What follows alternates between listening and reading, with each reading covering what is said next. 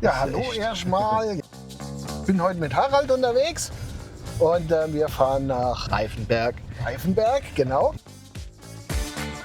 Eine Kriegsgedenkkapelle, da darf man fliegen. Sehr beliebt zum Heiraten für junge Brautpaare, um die Trauung dort zu machen.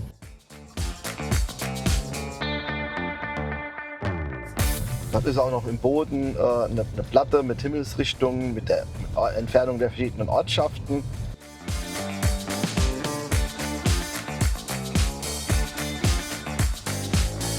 Weil die ist sehr beliebt, die ist innen drin sehr schön gemacht. Richtig schön mit, ich glaube, Maria und Gemälden und Deckenbemalung so. Von außen sehr unwahrscheinlich, innen drin aber doch recht aufwendig. Ja, das Wetter ist auch eigenartig, ne? Also ich weiß nicht, das seht ihr wahrscheinlich hier. So. In Landstuhl war alles trüb, hier kommt ein bisschen tatsächlich die Sonne raus. Wahrscheinlich extra für uns. Ja. So, ja, jetzt kann man mal einen Zeitraffer anmachen.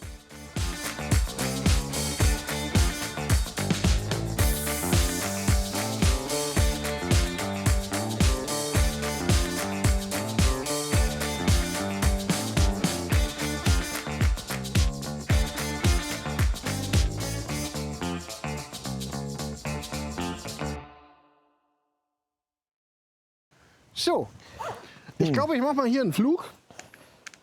Einfach mal so. Ich setze die gleich mal hin. Ich zeige euch das mal. Ich nehme euch gerade mal mit, bitte. Uiuiui. Ich nehme euch gerade mal mit.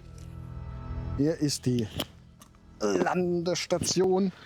Schön beleuchtet, sieht man garantiert. Okay, dann, ja, wir fliegen mal. Achso, ich zeige euch mal hier die Kapelle.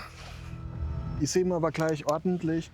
Guck mal, wie schön gepflegt hier das ganze Grundstück ist.